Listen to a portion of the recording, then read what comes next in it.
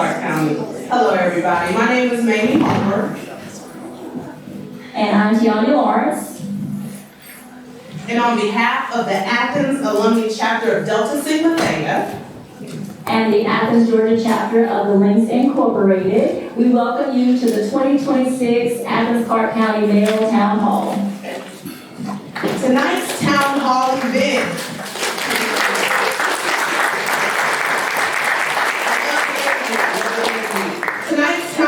is being held in partnership with the National Pan-Hellenic Council, the Minority Business and Nonprofit Association, the NAACP, and the Athens-Clarke County Library.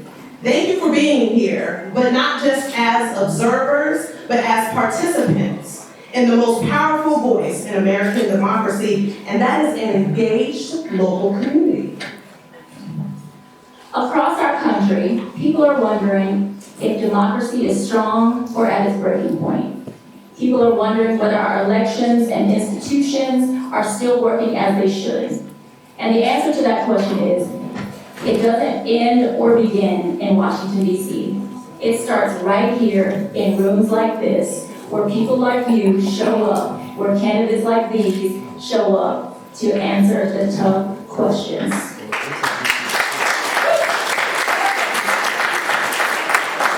All right, so the ground rules. To ensure fairness for our panelists, each candidate will receive equal time to answer the questions.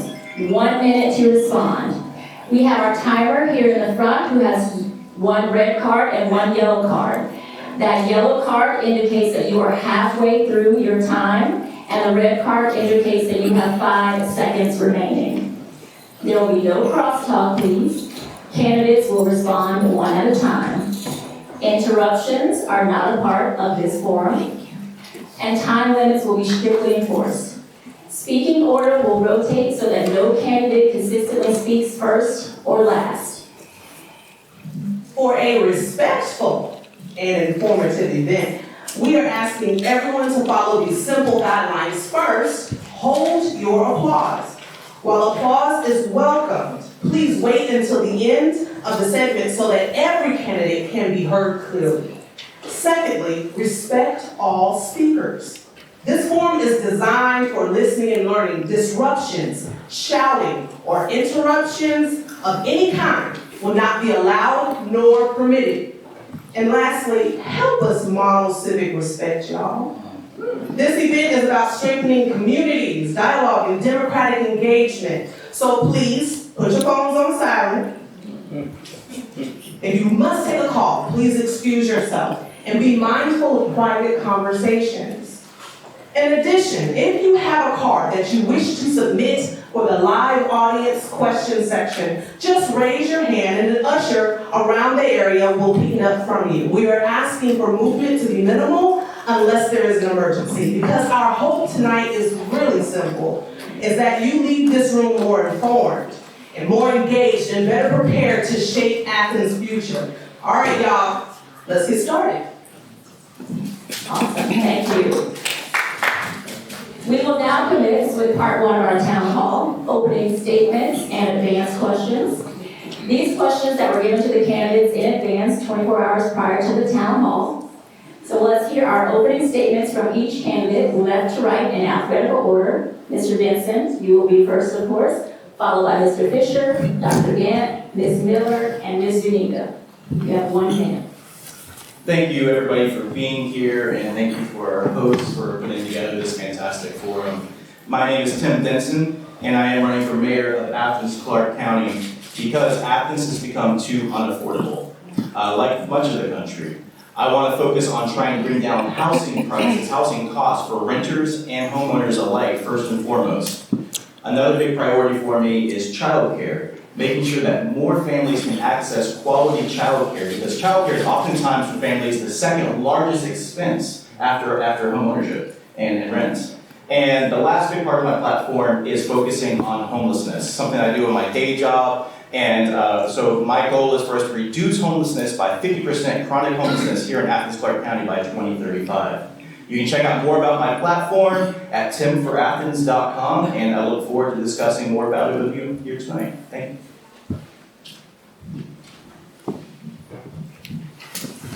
Well, good afternoon, and thank you all for being here tonight. My name is Dexter Fisher. I'm President and Commissioner of District 5 and also the Mayor Pro Tem. I'm so glad to be here tonight, and the reason that I'm running for mayor is I've sit behind that rail. I understand what this community needs. I've done a tough job. I've done the tough work, and I know Athens is ready for a new leadership, ready for somebody to take us to another level. I'm the candidate to do that. Some of the things I'm focused on and we have not talked about in any of these forums about economic development. I think we need an airline service here in this community. Since 2014, we have not had air services. We have 1,600 people leaving a day going to Atlanta or to Greenville to catch a plane. We got the resources here, we got the people here to make that happen. Also with economic development, I want to bring jobs into this community to help people to get out of homelessness, to help people to get into housing. That way, they can participate in this community, be a part of this community. So it's important that economic development is in place, that we have things going on that all Athens can benefit from. Thank you, Mr. Fisher. We must now move to Dr. Gantt. There you go. Good evening. Thank you for the opportunity. My name is LaKeisha Gantt, and I am running to be your next mayor. I am a mom. I am a wife. I am a native of Athens, and I have been shaped by this community in a variety of different ways. I grew up about, I don't even know if it's 2 miles from here, in what was formerly known as Paldo. And I have seen how housing has been impacted in Athens. I have seen how small businesses have been impacted, and quite frankly, I have seen communities that have been ignored. I think you need a mayor who is bold, a mayor who is not far removed from the everyday struggles of just regular everyday people, and a mayor that's going to uplift and give space for communities that are overlooked. For more information on my platform, you can go to LaKeishaForAthens.com, and I'm open to answering any questions that you may have. Thank you so much. Ms. Miller. Good evening, everyone. I'm Sharon Miller. I bring to this platform a new set of eyes for old problems. I am not native born, but you can discover everything about me with the pamphlets that are out on the table. I am running simply to effect change, positive changes for the citizens of Athens, with a leadership driven by policy, polity, and partnership.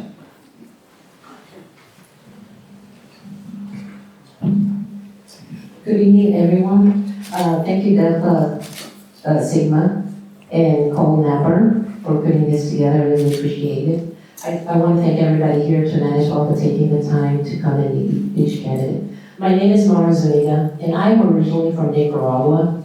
My family viewed socialism. When we came to New York, it was also a difficult time. We had encountered a lot of the same problems that I see happening here in Athens, such as gang violence, economic development that it's needing more work.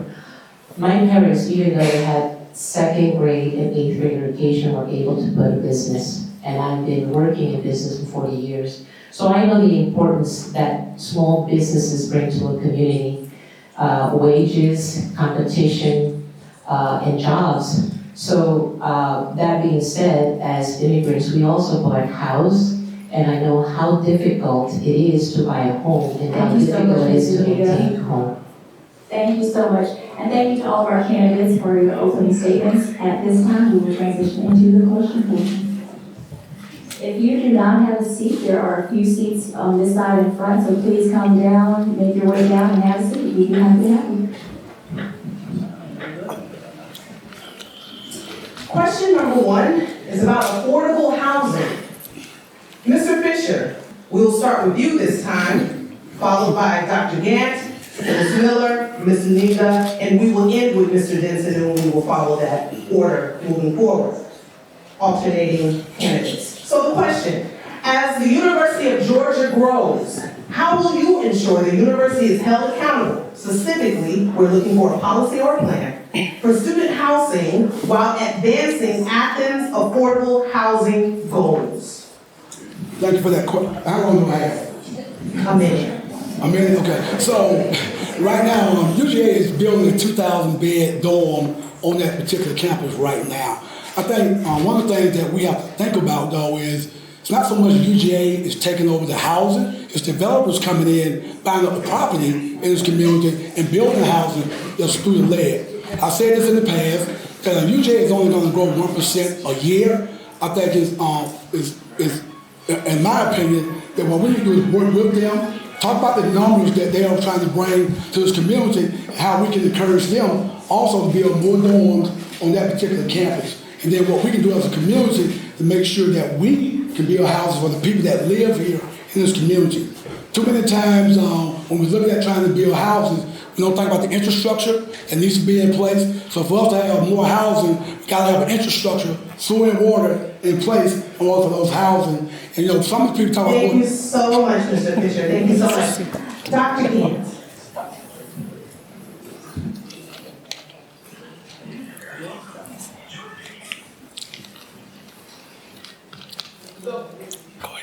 Oh, I'm sorry. Can you read the question again? Sure. As the University of Georgia grows, how will you ensure the university is held accountable for student housing while advancing Athens' affordable housing goals? We're looking more for a specific plan or policy. I think that the University of Georgia is a partner in Athens, and I think that we need to deepen that partnership. Specifically, I think that we need to enter into conversations and ask collectively and formally for the university to help us with some of our housing problems that we have here. I read the following quote: "The lack of public funding has resulted in minimal development of affordable homes." That is based on our own affordable housing investment strategy report. What that tells us is that to solve a problem as big as housing, we are going to need subsidies and we are going to need help. And I think you need bold leadership that can both cultivate a relationship, but that can also identify ways to deepen that relationship. Other universities, such as Brown University, have supported the communities that they exist within. And I think it's a wonderful opportunity to formally and intentionally ask for help. Thank you so much. Ms. Miller, we would love to hear from you. Ladies and gentlemen, I don't think that we can, in all practicalities, hold UGA accountable for its growth, but we must take responsibility for our own issues. Now, as I said previously in the introduction, as it relates to partnership, I would like to formalize a partnership and speak with the Board of Regents and take a collective group of leaders, because if we are going to solve our problems, the mayor, the commissioners need the voice of residents who are the ones on the worst end of the less housing problem that we have. So they should be engaged. So there are myriad things that I hope to bring as a mayor to address the issue of housing. It is serious, it must be addressed, and I hope to lead the leadership. There are a lot of models of other mayors and how they are addressing the homeless and the housing problem. Thank you so much. I want to be a mayor to make that happen. Thank you. Ms. Zuniga. I would like to state that we have been talking about affordable housing since 1992.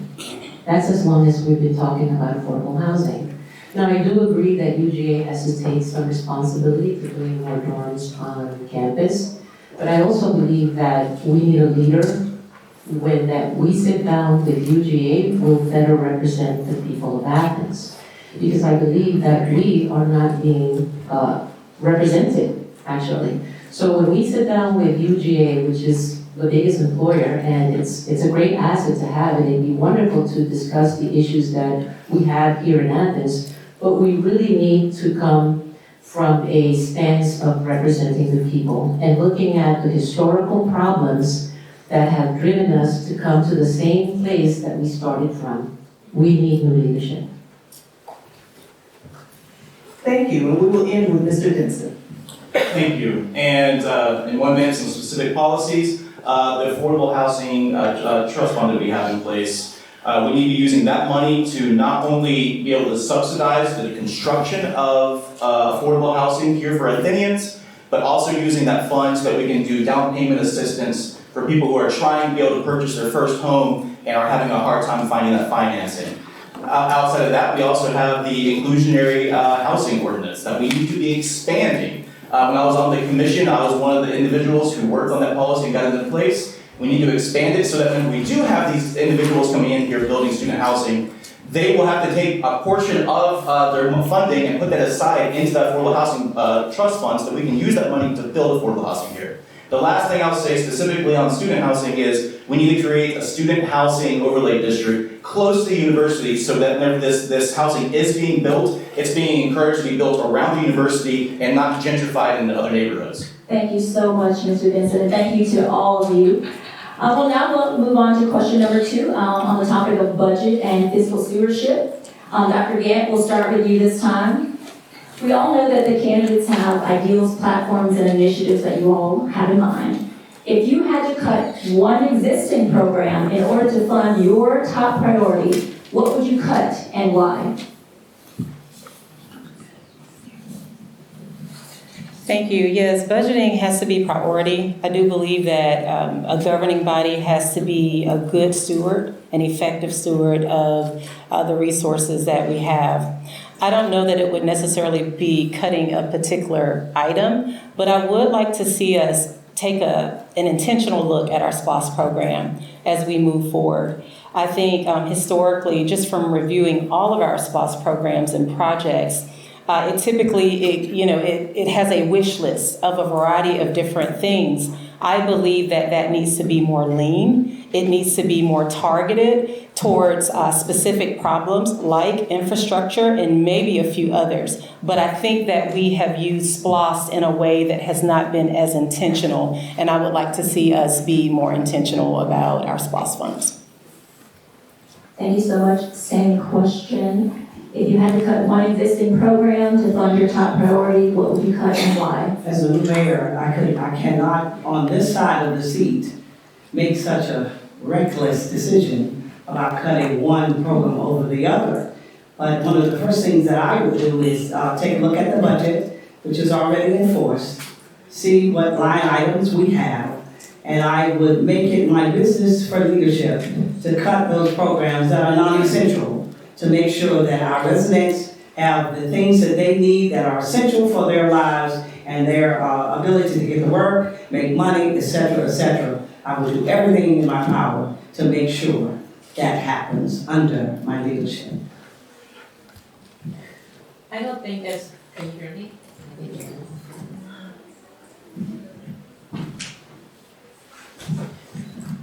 I don't think, like Sharon said, at this point, not being in office, you can make such a decision.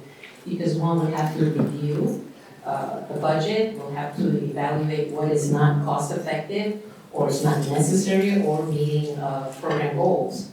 Now this morning I was looking at an article that had just come out that says the ACC manager says expenditures outpace growth of revenue as budget season begins.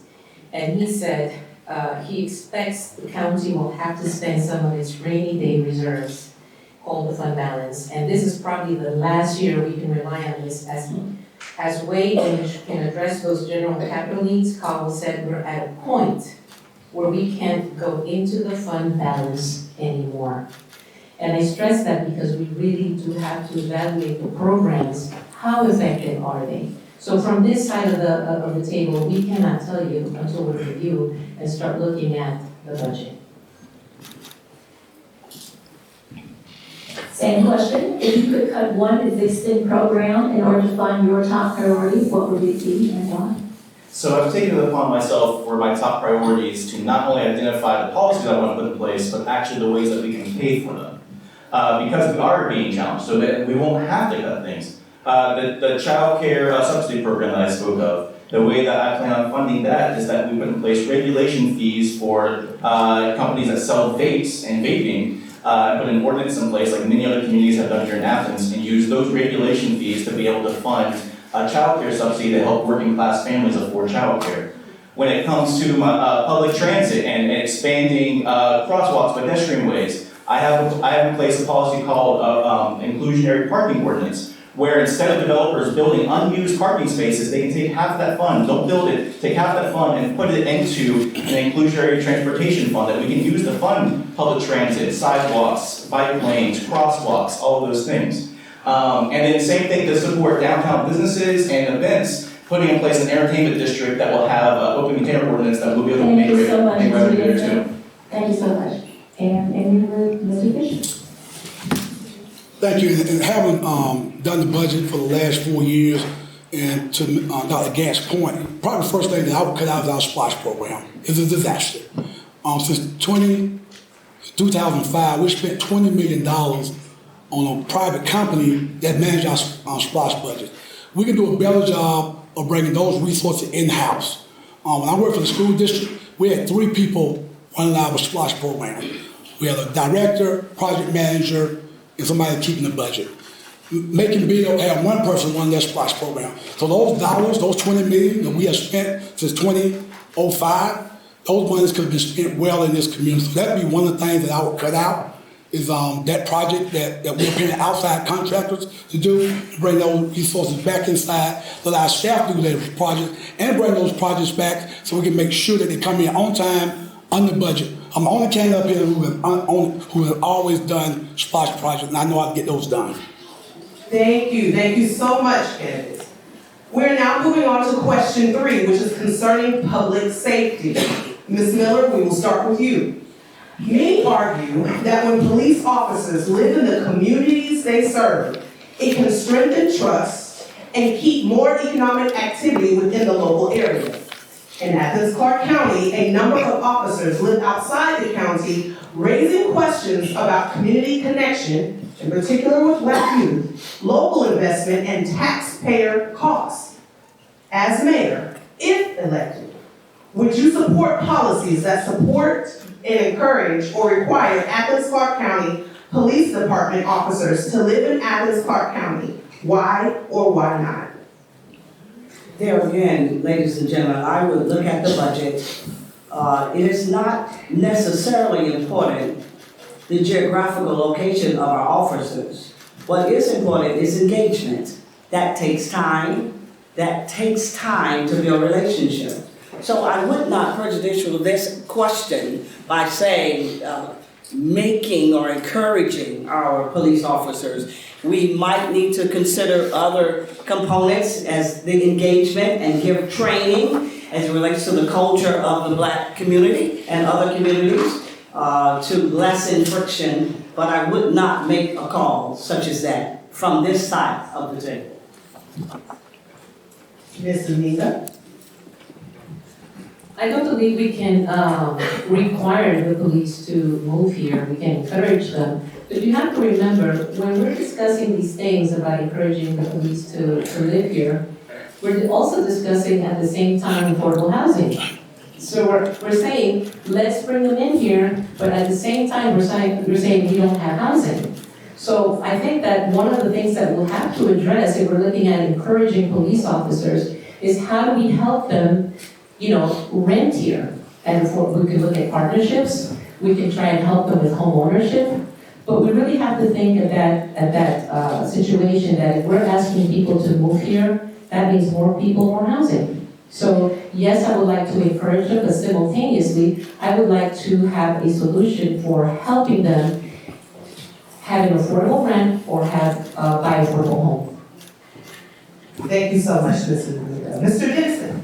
Yes, and like you said, I've seen some of the same studies that show that whenever we have officers living in the communities that they serve, you usually end up having better relationships there in those communities between officers. In the past, Athens-Clarke County actually did have an incentive in place where officers could take their cars home if they lived in the county. That was reversed, and now that's allowed to happen anywhere. So I would definitely, would be willing to look at creating some incentives, possibly even like a pay bonus for if you live in the county borders, or revisiting that car policy.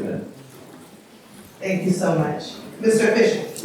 So those things are going on right now. We offer our officers, if they live in the community, $200 more a month in their paycheck to stay in this community. Also, we work with apartment complexes where some of our officers live there, where their rent is cut.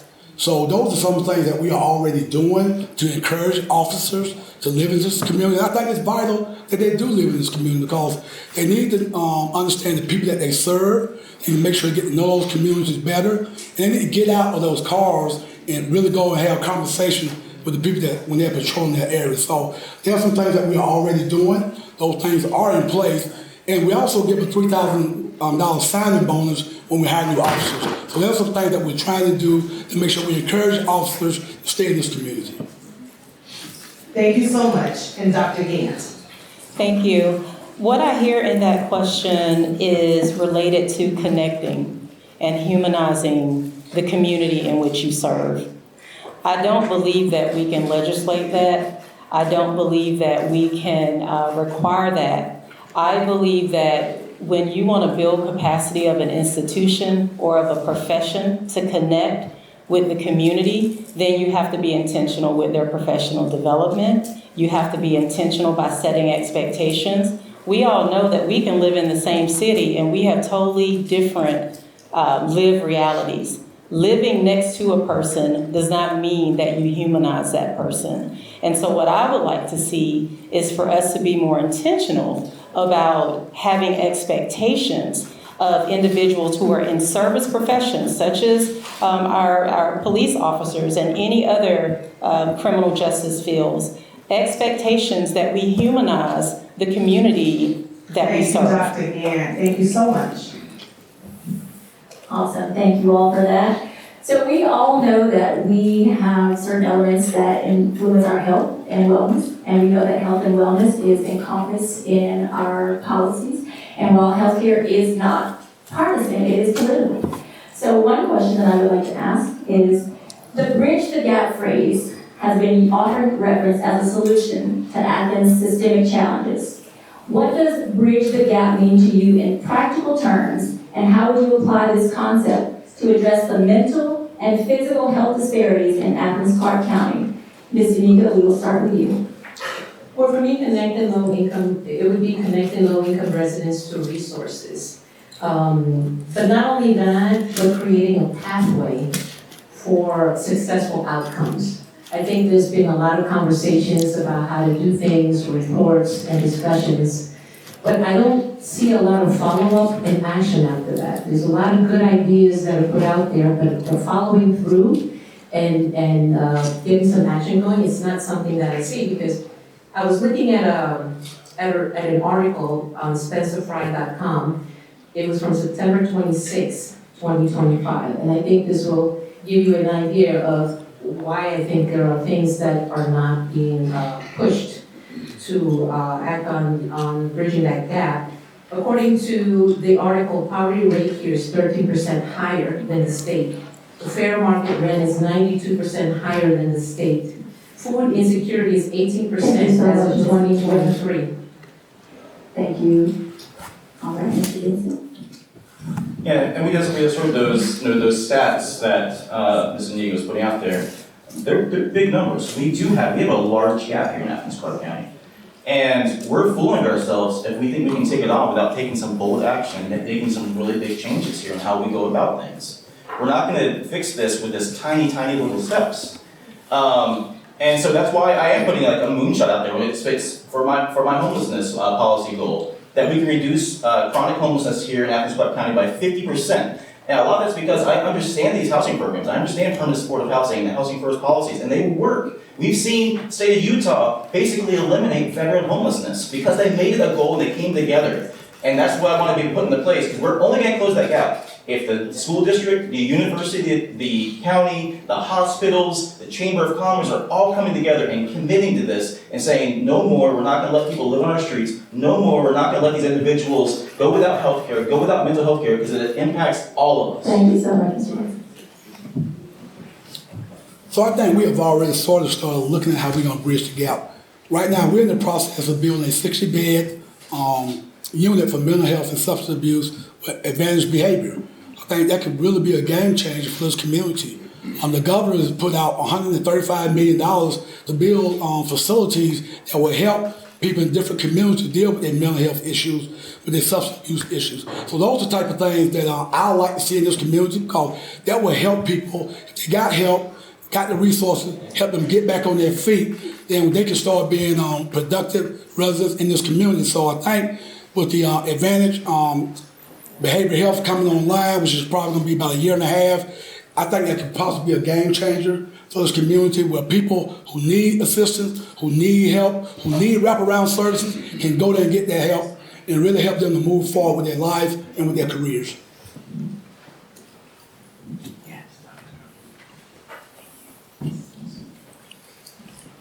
When we talk about health and specifically mental health, I'm a licensed psychologist and have over 15, probably close to 20 years of experience working with individuals across the spectrum of disorders, from the working well to what we would consider more persistent mental health concerns.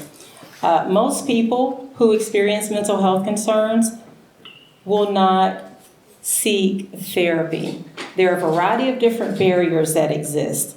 And so what I believe is then that we have to put the resources in the community. One of the things I'm advocating for is a mobile mental health unit. It helps destigmatize mental health. It gets communities the information, the skills, and the resources they need to actually be able to help the communities that they exist in. We can't necessarily rely on one institution or state hospitals. We cannot pathologize the stressors that our community is experiencing. Ladies and gentlemen, we do not have enough wraparound services to serve our people. That's the reality. I would like to examine what we have, and one of the things that I learned in the model that I work for as a regional director for the TAP Economical Development Project in Atlanta is pulling our resources together with corporate, with community, and social organizations like this, Delta, Theta, and pulling our professionals together to find the answers. I would have a summit to have real discussions and be able to look at our budget and find external revenue to help bridge the gap. Thank you so much. As my coach used to tell me, this is good food. Athens family, I hope you are enjoying what you're hearing. Question number 5 is concerning the water crisis. Mr. Denson, we will start with you. As Athens expands, how will you, as potential mayor, address the Pinewoods water crisis? So that should have never happened in the first place. And I'll get into how we avoid that going forward. But however we move forward, we have to make sure we're doing it in a way that's benefiting the residents there, who have been the ones that are actually been suffering from this situation. Whatever we do, if we go in and simply just build out the infrastructure, we can't just do that, because then the landlord who's created this problem is going to be the one that gets the benefit from it. Now, again, this shouldn't have happened in the first place, and that's why one of the first things I will do if I'm elected mayor is create an Office of Tenant Protections, so that tenants can be reporting when there's issues going on in their community, and they can be getting those things logged here on the county level, and so that they can be using those things when they go to court. They can be getting assistance with legal action if they need to take legal action. If we need to get code enforcement in place, having citations happening. For too long, tenants have been on the wrong side of it. Tenants have paid their rent on their half. Mr. Denson, we now will move to Mr. Fisher. Well, thank you. I probably was the only candidate who started talking about infrastructure as this campaign kicked off. Unfortunately, when we did unification, one of the things that charter had demanded that we have infrastructure, water, and sewer in place. Well, that hasn't happened. So we got to play catch up. So one of the things that I would do, if we do another splash vote, that those dollars will go towards building up our infrastructure and replacing the failing infrastructure that we got in place now. And things that happened at Pinewood will not have happened. So we have failed this community because we didn't do what we said we was going to do. So now we're playing catch up, and now it's on us that we build up our infrastructure, sewer, and water, so this whole community can have those resources to have good, clean drinking water and have sewer. A lot of people on septic tanks. And if those things start bursting, it creates all kinds of environmental issues. So for me, I understand infrastructure and know how to get that done. Thank you so much. Dr. Gantt.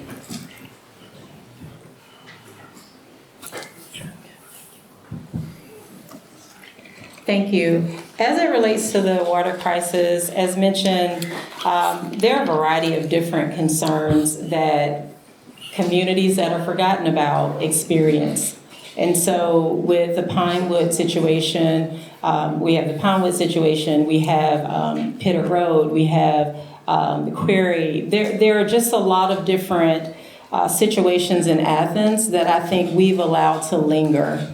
One of the approaches that I believe is important, this goes back to our SPLOS projects, is we need to be more intentional about how we are going to spend our SPLOS dollars to tackle problems that have been long-standing problems. We don't need 30 projects on SPLOS, and I'm just giving that as an example. But if we know that we've had an infrastructure issue, as mentioned earlier, it should not have happened. But if we know that we have an infrastructure issue, then what we need to be talking about right now is how we actually narrow our focus if we are going to have our SPLOS. We are now moving to Ms. Miller.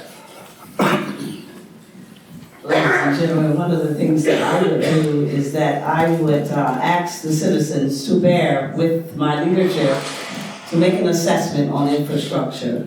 What happened to Pinewood is deplorable. It should have never happened, and we have to make sure that we safeguard that it never happens again. So I would put a hard look, because in the beginning of my first words, I said I'm policy driven. I would look at the policy and see what guidelines must be taken along in cooperation with our commissioners and our city managers and review where we can find the money to get it done. Thank you so much, Ms. Miller. Next, Ms. Zuniga. So I hear this a lot. It shouldn't have happened. But it did happen. And it happened under the watch of existing policymakers. So my question is, what did they do? Because I know that citizens have gone and written to commissioners, have gone to the commissioner and mayor at input time. It hasn't been to deaf ears because they hear the complaints. There are people out there that don't have clean houses, safe spaces. It's not just about water. At Pinewood, there's also Pitter. Let's not forget what happened in Pitter. Years and years of people complaining.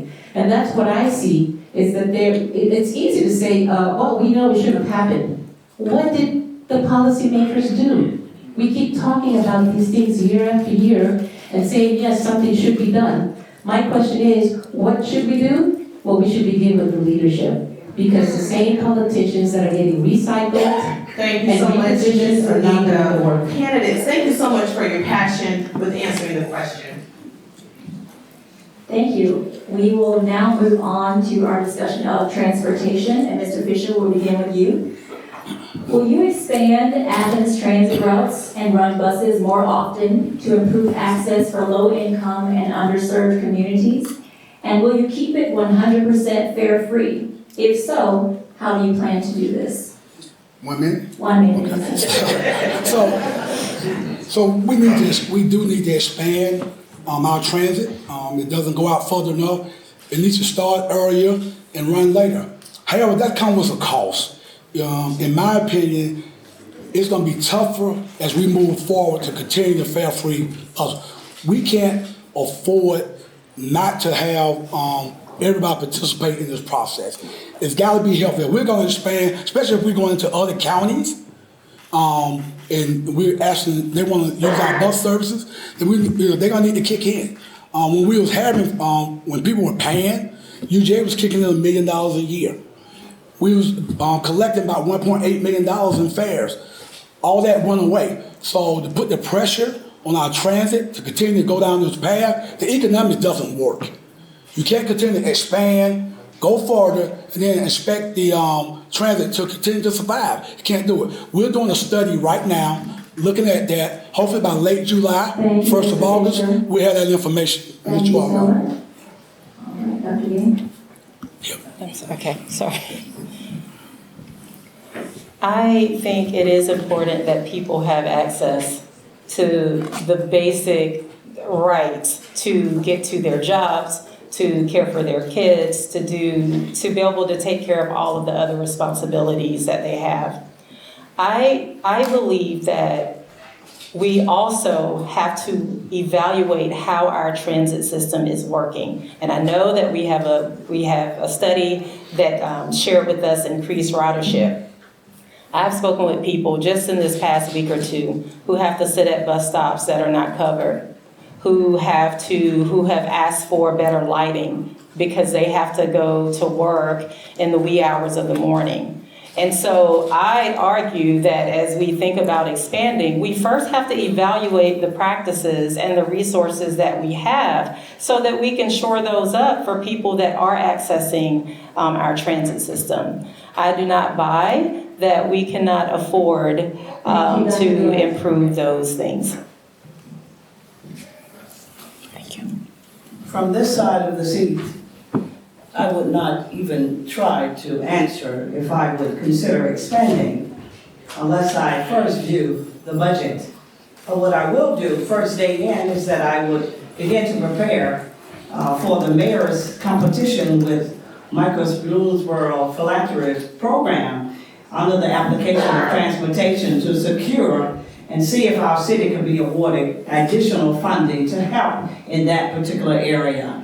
It is something that it is needed to be and stay 100% fare free. Who wouldn't want that? We need it for our disenfranchised citizens and even some of us who want to ride sometimes. So yes, for one part, no, until there's still full accessibility and review. Having lived in a major city for a long time, like New York, where it's very walkable and mass transportation is so accessible to get just anywhere. I understand the need to expand the buses, but I also understand that we need revenue, you know? So I do think that when people are looking for a job or lower income families or people that can't afford the bus, yes, we should have vouchers. We should really have vouchers. But for everybody else that can pay, I mean, it would help towards the expansion of buses. And, you know, this is what we want. If you can pay, you should be able to pay. It gives you a stake and a say in how things should be run. And I do believe that we need to follow through with those things like that. When you say free, is it really free? The money has to come from somewhere. You know, so if it's not coming from one area, it has to come from another one. It's not free. But we should help disenfranchised people have a voucher and ride the bus for free. So 100% yes, I would keep Athens Transit zero fare, and I would also work to expand Athens Transit System. Again, how? By creating that inclusionary parking ordinance. And I'm bringing these ideas forward, I'm also bringing forward the way that we actually pay for them. So with the inclusionary parking ordinance, we would have to reduce the number of unused parking spaces that you see all the time when you're driving down the road, and instead that money would go into building out infrastructure and funding our public transit system. We do talk about, yes, the fare boxes did bring in a little under $2 million. What's not talked about is to have those fare boxes costed us about $800,000 a year. So we're spending $800,000 a year to raise about $1 million. And then we go back to the vouchers. When you talk to the homeless service providers, when you talk to the clinics, before we had zero fare public transit system, you know what their number one expenditure was? Buying bus passes. We were giving nonprofits money, the county was, so that they could go and buy bus passes back from us. Thank you, Mr. Denson, and thank you to all of our candidates for answering those advanced questions. So at this time, we will move into our lightning round. So here are the rules. There will be one lightning round question. Each candidate will have 45 seconds to address this question. Again, let's refer back to our rules of engagement and refrain from crosstalk and interruptions. Rebuttals will only be allowed if another candidate addresses you directly, and then at that time you will have 30 seconds for rebuttal. Dr. Gantt, we will start with you this time. Our lightning round question is, drum roll please, not kidding. Why is your leadership better for Athens than that of your opponents? We need a leader who is skilled in listening, a leader who is skilled in problem solving, a leader who is skilled in compromising, and most importantly, you need a leader who is bold, but who is not removed from the regular everyday struggles of regular everyday people. And when you have that in a leader, there is an urgency to solve problems. But when you have leaders who are far removed from regular people, we don't share the same urgency. And so I believe, based on my skill set, based on my governance experience, and based on my lived experience as a native of Athens, that I am the person to be mayor of Athens. Ms. Miller, next. Okay, thank you.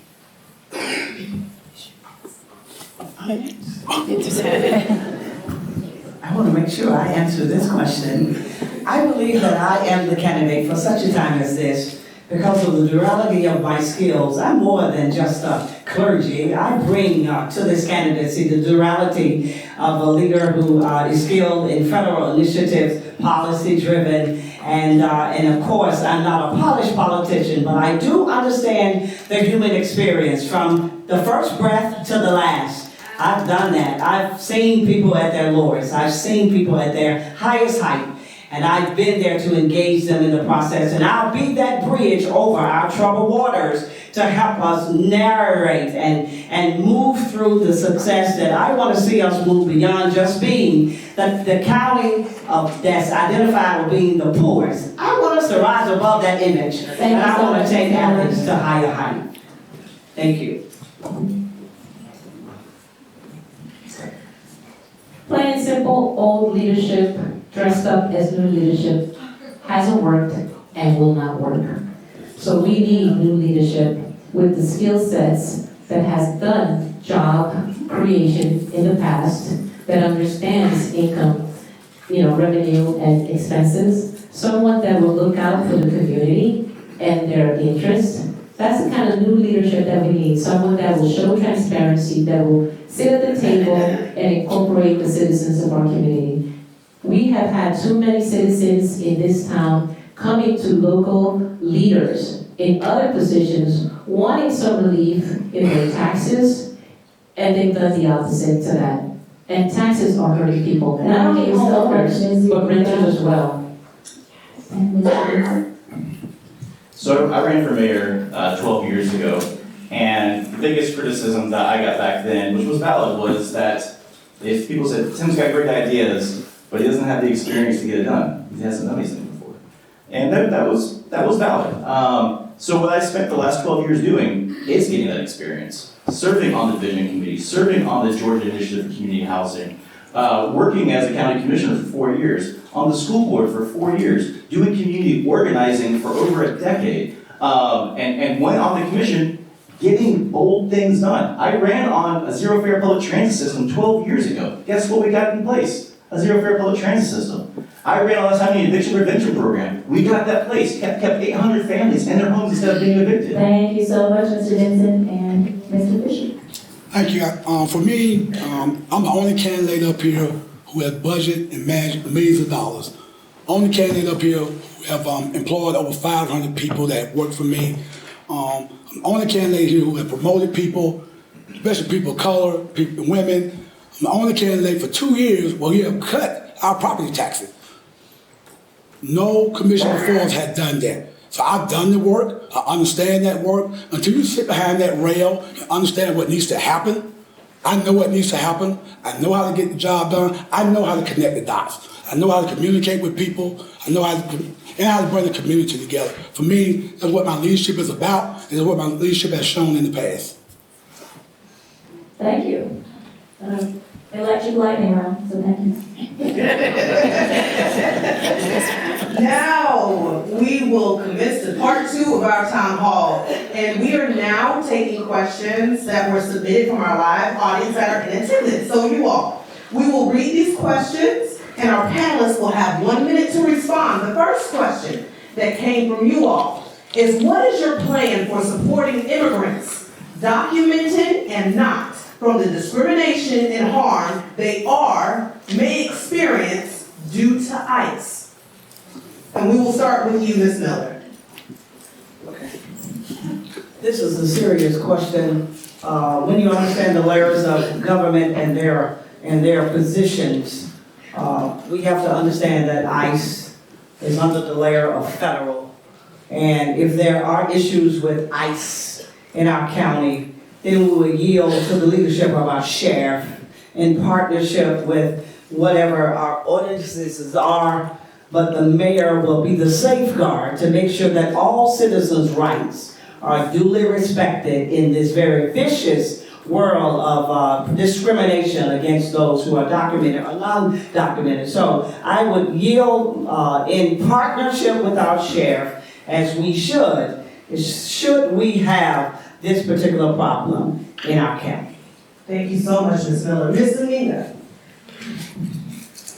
Let me say, we have a very caring Athens that I have to tell you. People here in Athens care and care passionately for their neighbors. Now, I started doing work with the Spanish community way before ICE came into the picture.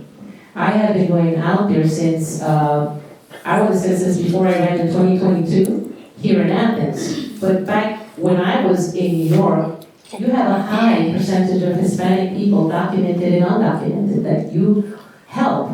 Knowing the language, knowing Spanish, and knowing the culture is really helpful when you're trying to help people understand not only the misinformation, but the laws, you know? Now, I've been doing the work alongside with the police by going out to the communities and trying to gain trust from them so that they understand what the reality is in reference to the laws and immigration. That is super important. In order for people to feel safe, and we all want people to feel safe, is that they have to understand and be made part of those decisions. We now have Mr. Denson. Thank you. And yes, going back to 2016, before I was even on the commission, I worked with Athens Anti-Discrimination Movement and the Georgia ACLU to work with our sheriff's office here in Clarke County to no longer honor the ICE detainers. And unfortunately, the state legislature did a preemption law, walking it back, but I believe we still need to be getting creative, find ways that we can make sure that we're protecting the people here in Athens, documented and non-documented, letting them know that the leadership in City Hall stands with them. And I will do everything I can to block ICE from being able to come into this community. We'll hear folks say that local governments can't do anything. We can just look right down the road at Social Circle. Social Circle, they tried to build that detention center. What did the local government did? They cut the water off on it. Yeah, they did. So to say that we can't do something, we can do something. And you know what? This is not a political issue. This is a moral issue that we're talking about here right now when we talk about ICE and stuff. And so I'll do everything I can to protect the people of Athens. Thank you so much. Mr. Fisher. Same thing. Thank you, Tim, for that. I think that's great. And I think all of us up here understand the seriousness when it comes to our immigration citizens in this community. I think it's important that we do everything we can to protect them. One problem that I have with ICE is they do not reach out to our local law enforcement agency. They just come in and take over. So our police nor our sheriff know when they're coming in.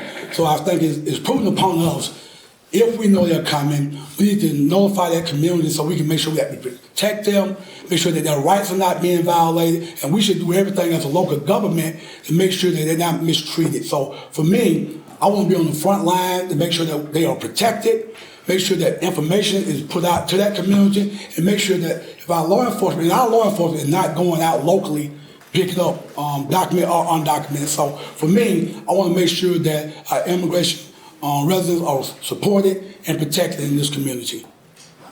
Thank you so much. Dr. Gantt. Every now and then if you feel that your hands are tied, one of the best things you can do with a community that is being oppressed, that is being dehumanized, that is being basically just sort of pushed down by federal government, is you can stand and acknowledge their humanity. And I don't think that we have done that collectively. Acknowledging individuals' humanity, yes, there are things outside of our control, absolutely. But that we have students in our county who are scared that their parents may not return. We have people in our county who are scared to drive. Those things are real issues. And it is very important, even when you cannot go against the federal government, to at least take a stand and recognize the humanity of our community. Thank you so much, Dr. Gantt. Ooh, these are good questions, audience. A lot of questions are lively. We will now continue with questions from our audience. We talk a lot about the underrepresented and the underserved, and likely in terms of race most of the time, but this is an excellent question. What are your plans for helping and making job opportunities for the disabled and young people? And we will start with Ms. Zuniga this time. Our youth are important, and I have to say, having come from a family of 7 in the worst time that you could possibly think of, and education was the key that my parents saw in us, in conjunction with, of course, the business that was helping pay for our education. All of my brothers and sisters are highly educated, but they also are business savvy. So I do believe in encouraging business among the young people. So I am a job creator. That's one of my passions. I love entrepreneurship. For anybody that has ever met me one-on-one, I encourage young people to not only go and do good in school, but also think about a business. You know, some people practice both things. I mean, I know a doctor, he's a doctor, but he also has business. And there are many people that do that. So as a previous job creator, I am the one candidate up here that has more than 40 years of experience or something to be tackled about that. Mr. Denson? Thank you for that question. That is a great question, one I don't think it has been talked about enough, and I'll admit, like, one that I haven't put enough thought into, and so I'm glad it's there in my head now. I think one of the great things is we have the Office of Belonging at the ACC government now that can really focus on this, and that is intentionally created to be a diverse group of individuals, including those with disabilities, including those who are young and old, to be able to see how we can be doing these kind of things more. And so I think one of the things that the county government can do better is supporting our school district, especially when it comes to the Career Academy. We've seen some steps recently bringing together the Leisure Services partnership between the school district and the county to help kids, and I would like to see the county take a larger step in to try to make sure that our Career Academy is really working, making sure that the other partners here with our Chamber of Commerce, with our unions, are stepping up and being able to be part of that so that we can expand that. And same thing with, Thank you, Mr. Denson. I think it's so critical, especially when it comes to our young people, that we first of all make sure that they have opportunity and resources in job creation, make sure they're doing their studies. But the most important thing, and one of the things I did several weeks ago, and I'm gonna give a shout out to Cedar Shows, I went over to that school. They have an automotive program, by far is one of the best probably in the state. If you ever seen those young men and young women in that shop work and learn how to fix vehicles and stuff, they can leave that program and go to a car dealership and make $70,000 a year. Those are the type of things that we need to be focusing on our young people. Our Career Academy, I chaired that Career Academy several years ago. Those pathways that they got there, those are the type of things we need to be pushing our young people towards. 4-year degrees are great, but if you can get a degree or certificate in 12 to 18 months and go out making $65,000 to $70,000 at 22 and 23 years old, those are the type of programs that I like to be pushing. Those are things I like to partner with our school district to make those things work. Thank you. I'm going to try to talk quick so I can get everything in. So with our young people, I will say that it is very important that we support the partnerships between CCSD and ACC Gov. A lot of what has been referenced here happened under my leadership, and I do think it's important for me to point that out as former president of the board. I will also say I want to focus on our communities that are a part of the disabled community. I had the wonderful privilege a couple of weeks ago to sit with families, friends, and community members that are a part of the deaf and hard of hearing community.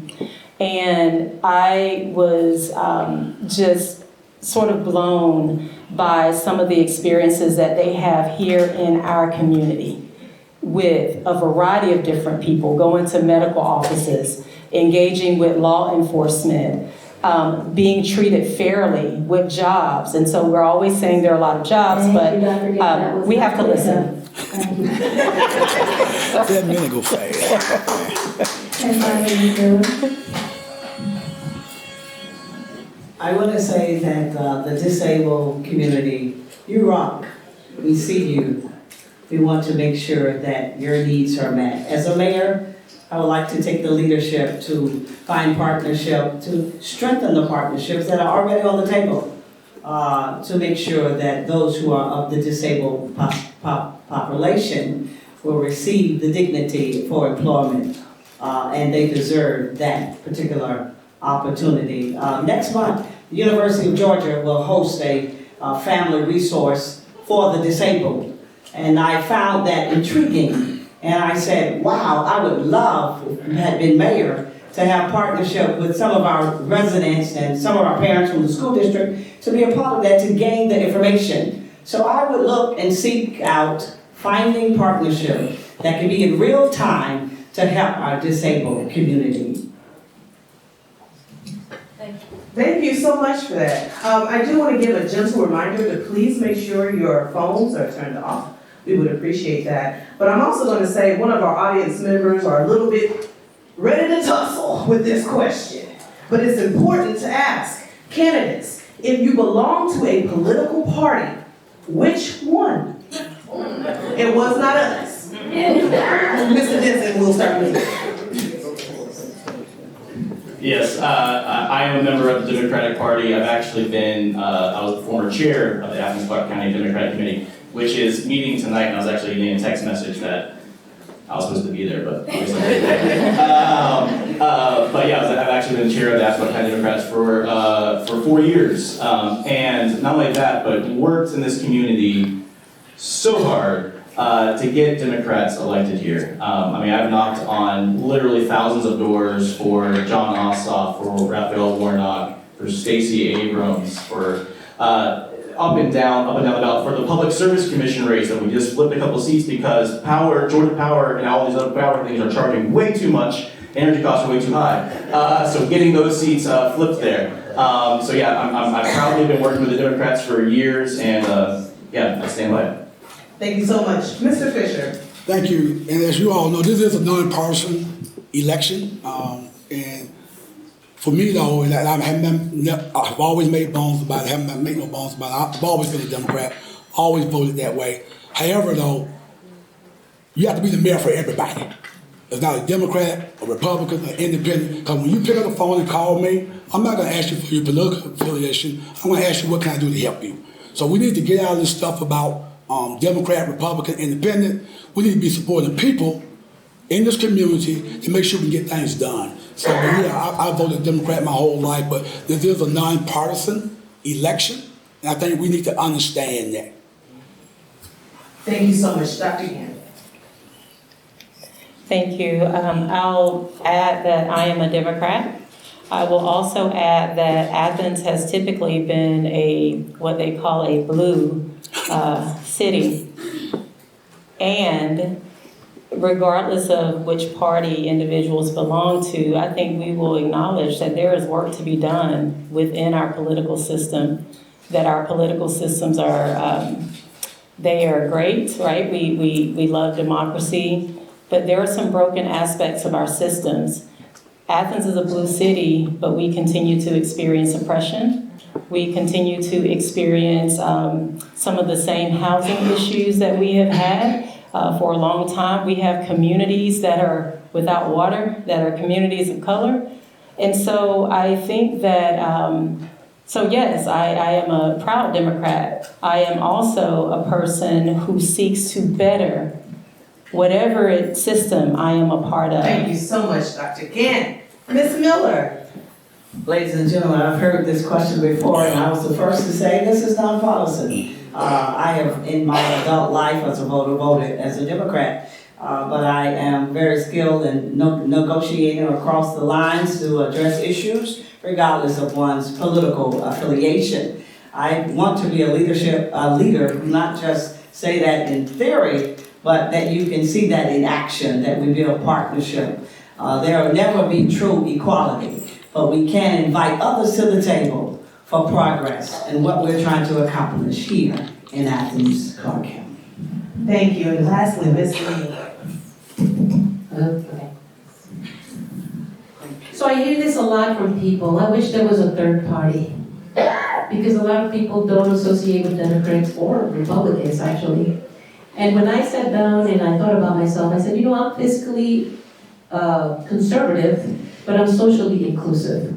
Where does that fall on the spectrum, right? I think about that. And the reality is, I think a lot of people fall into that fiscally conservative and socially inclusive. I have not met people here in Athens, whether it be Republican or Democrats, at least not the people that I speak to on an everyday basis, that want to exclude people. They just want solutions. And they want them to be done wisely, economically. As our city manager said in that article that I quoted before, we cannot continue on this economic path that we're going to. We cannot. That's the city manager saying that in an article just today. We cannot continue on that path. So that means all this spending, all these initiatives that we're thinking of. Thank you, Ms. Zuniga. Thank you so much. We will now move on to our next question. We talk a lot about our adult population, and again, I discussed those that are underrepresented and underserved, and some of those being children. So the question posed is, almost 25% of our children face food insecurity. What policies do you propose, or what programs have you already spearheaded to address this urgent need? And Mr. Fisher will begin. Well, we just this year gave $200,000 to the Northeast Georgia Food Bank to help with some of those insecurities in this community. I think it's vital, and I'm saying our school district does a great job of taking care of our kids, especially on the weekends, when they send food home to those children, and that's vital. And I think we need to make sure we continue to do those type of things. There are so many churches and faith-based communities that are doing food drives on a consistent basis. So those are the type of things as a community, and this is a giving and loving community, we're gonna have to continue to do these things. We need to make sure that nobody in this community go hungry. It's vital that we take care of the people that live here and that we provide those resources and those needs for us. So I think we have to bring in our faith-based community to help with that. We have to bring in our business communities to make sure those dollars are there to continue to support the Northeast Georgia Food Bank, and they do a great job, and they serve a 10-county region. Thank you, Mr. Fisher. Dr. Gantt. Thank you. A few things. I would love to see us partner with local organizations, from faith-based to other organizations, to be sure that our children, not just our children, but our elderly community, that they have their needs met, their food needs met. I think the work that the food bank is doing is wonderful. I would also like to leverage our community. Many of us have a lot of food waste. We cook food, we have food, we throw it away, we have food for days, and I don't think we have realized quite yet how we can actually leverage our power as a community to be sure that children, elderly, and families do not go hungry. And so I would like to see us explore all of those possibilities. Obviously, continue to support the food bank, but most times people need food that is already prepared. And I think we have an opportunity. Thank you, Dr. Gantt. Ms. Miller? I've been on the cutting line in feeding the hungry and leading a food bank for 7 years in my ministry. One of the challenges that happens as relates to faith-based, you have to have the 501c status. I would like to explore to see what ministries might be interested in getting that and getting them the resources to make that happen, so they too can become a part of the linkages in feeding those who are underdeserved as it relates to food. So yes, it is a problem. It's necessary that we partner, and I would take the lead in making that happen for community. Well, I have to say, we all take opportunities to help people. That's why all of us are running for mayor. We're looking for the need to help the community. But when you look at stats, like 63% of those living with food insecurity are below the SNAP threshold. And yet we're building trails and bikes. And we have enough money for other things. So my question is, why do we have money for some things and not for others? Food is very important, especially to our children. So do we have a problem with prioritizing what we should be having at the top, which is the welfare of our people? Yes, we have a problem. That's why we need new leadership, someone who's going to look at the situation in a different way. Maybe an immigrant that has seen such problems in her own personal life and among her own community. We really do need to prioritize because we do have money in Athens. It's just being misallocated and misappropriated. Thank you. And finally, Mr. Denson. We have Oh, I'm sorry. Yeah, I got too loud. Sorry.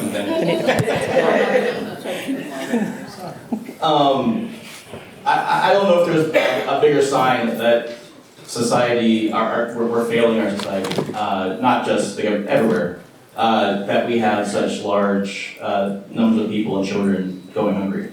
I grew up on food stamps, getting free lunch, getting made fun of because of it.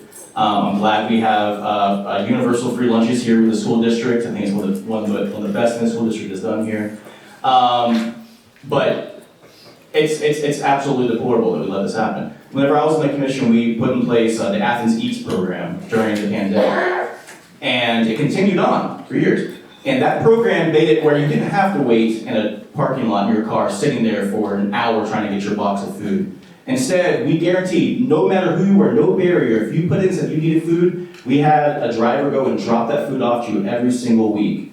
I think we need to bring back the Athens Eats program, and it's also why I am prioritizing with our SPLOST dollars. Thank you, Mr. Denson. Thank you so much.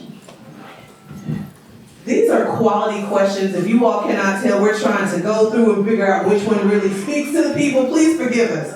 But this question is about economics and taxes. What will you do as mayor to lower property taxes or to keep them from rising for citizens and for seniors? We will start with Mr. Fisher. As I stated earlier, I'm the only one candidate that's running who have lowered our millage rate for 2 years. We worked as a commission together, because when the mayor gave us the budget, he had not lowered the millage, and we lowered that millage. I led that charge. One of the things for me is, again, I talked about this earlier, about looking at economic development and how we can start spurring some of that industry. Again, I think it's important that when we start looking at our seniors and people who can't afford to stay in the houses getting pushed out, we've got the homestead exemption that we put into place. And I think once you get 65 or older, you should not pay any property taxes. Right now, our millage is at 12.45. Our school district is at 18. When you get your bill, your higher bill is the school district. Your lower bill is property taxes. What we have done as the government to lower those property taxes. So I will continue to look how we can do that and make sure we can also take care of our priorities. Thank you so much. Dr. Gantt. Yes, two things come to mind. It is very important because we have individuals who are in their homes and they are behind on their taxes. They honestly just don't have the resources. And then as a result, they are forced to sell because they can't afford what was naturally before an affordable place. One is I found that a lot of people are not aware of the homestead exemption. I know that those of us here may be, but there are a lot of people in our community that have no idea. They don't know what to do. They don't know how to access it. They don't know who they need to talk to. So first is our job to be sure that not just that information is accessible, but also that we have support, especially for our aging population who find themselves in these situations. Secondly, I want to just quickly say Thank you so much. Okay. Ms. Miller. Dr. Gantt, I was going to give you a few minutes. I'm taking it all for myself. Listen, this whole thing about housing for our seniors is very real. Okay? I would look, and I can't make any promises from this side of the seat, but I would look at our budget and whatever our commissioners, let me salute, the work that they may have worked toward to maintain that millage, to see what else can be done strategically to make sure it holds. Because I believe all of us need a hold on our taxes.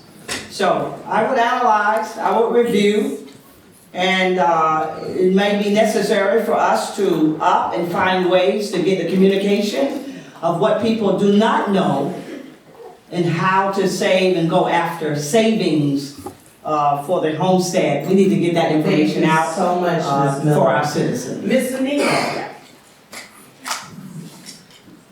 First, let me say, when you vote on proposed policy that's not coming up with the policy, I would like to thank Carol Myers and Mike Hamby for taking that initiative. I know that it takes a lot of work to look at a budget and start trying to see where you can keep things at their level and where you can cut, and it's not an easy job.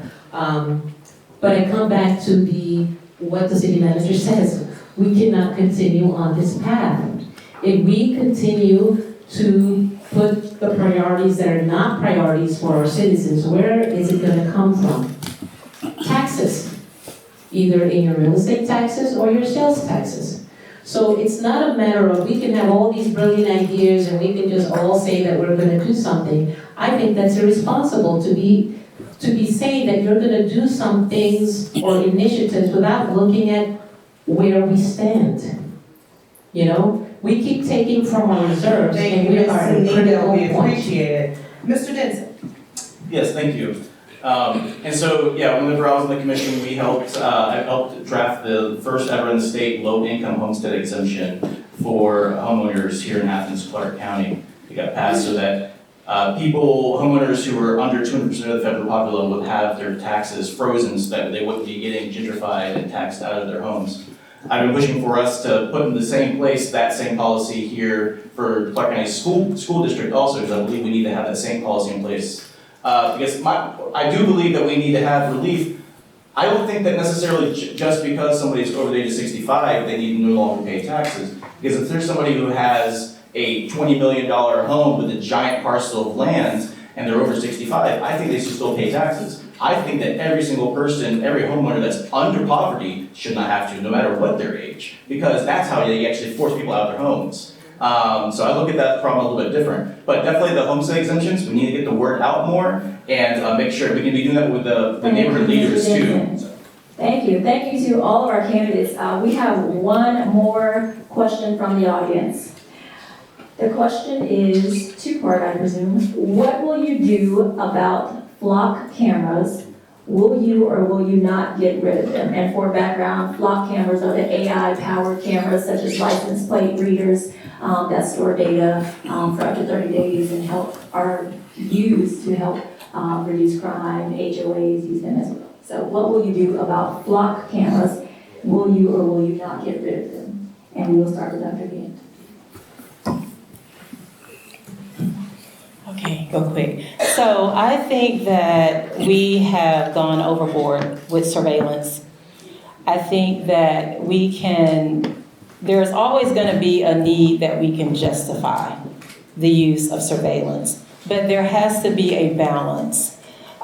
Yes, is it important to solve crime? Absolutely. We've been able to solve crimes with other resources, and I think it's such a slippery slope.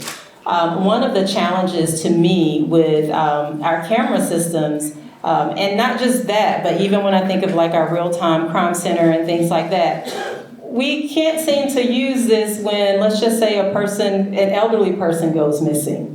Okay, or when we really need these resources. So when we start pairing surveillance just to solve crime, that slope becomes very slippery. And before you know it, then we are in a surveil community, and more than likely, poor communities are the ones being impacted by that. Thank you so much. Ladies and gentlemen, AI will be with us forever and always. So we have to adjust our lives to that.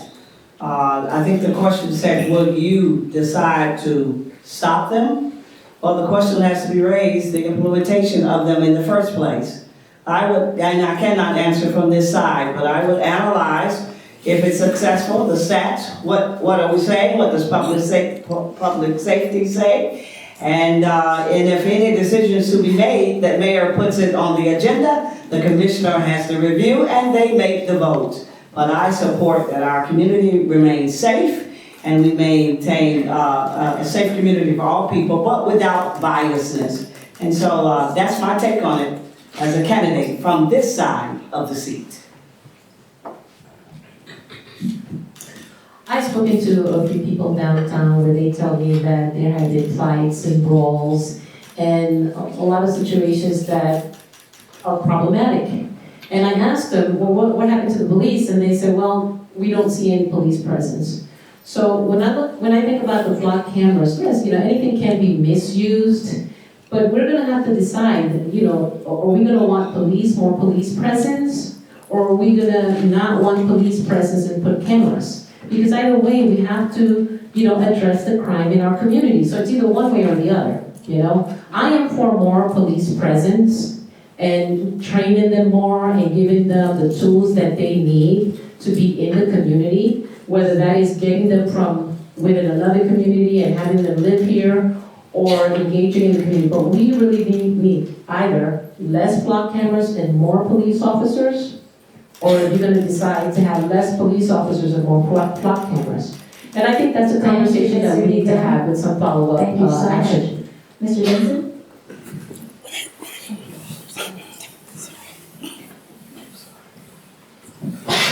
I do oppose the use of the flock cameras here. Here's the thing, is those cameras are recording all of us here in this room right now. Our license plates, where we go. Did y'all do something wrong on your way here? Are y'all gonna commit a crime on your way home from here? No, we're not. So why are we being surveilled? It's something we really need to think about. Our privacy is important. Every Athenian's privacy is important.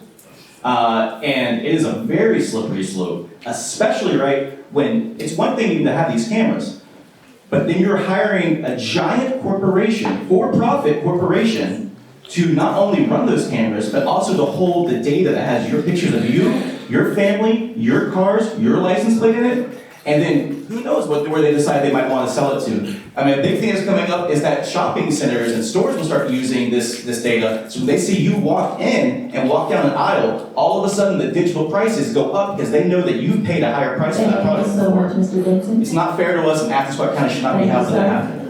And lastly, Mr. Fisher?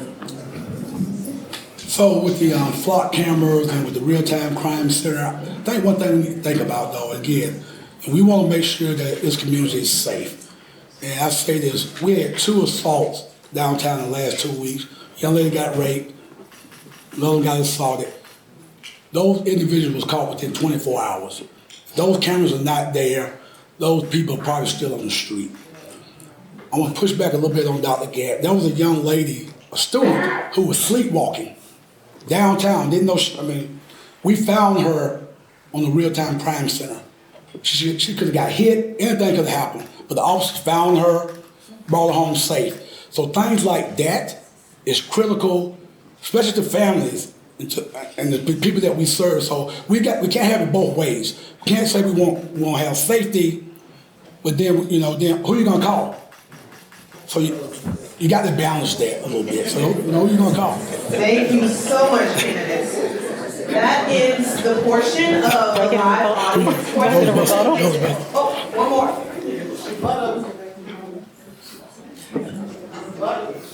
She was named. She was named, so we will give 30 seconds. My apologies. No, that's okay.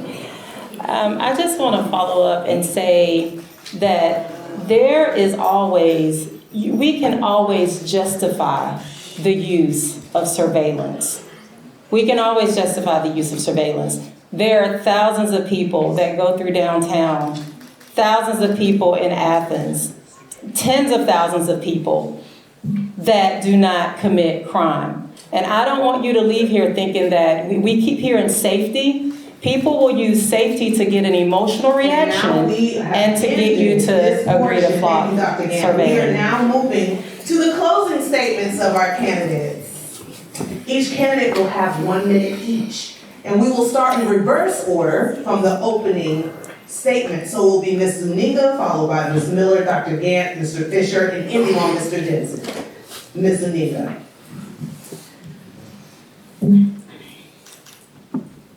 I would just like you guys to keep in mind, we've been talking about affordable housing since 1992.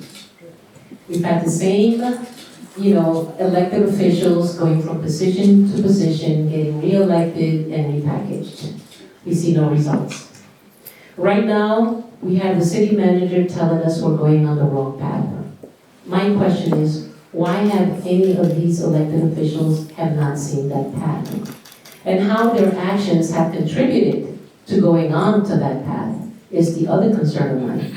So we do need new leadership here. We do need someone who is fiscally responsible, but will not give up on the social inclusiveness of the things that we need in Athens. So it is time. It's time to get some change going, and I ask that you look into everybody's platform, but more important, look at the results, look at the track records. Have they been part of the problem? That's what we really need to look at. And start looking at new leadership and saying, well, you know what, let's give somebody Now we will move on chance. to Ms. Miller's closing statement. Ladies and gentlemen, I know you're tired of me saying ladies and gentlemen, this is the last time. Listen, this is a serious decision that you must make. Now, not being a polished politician is a weakness that some may see in me.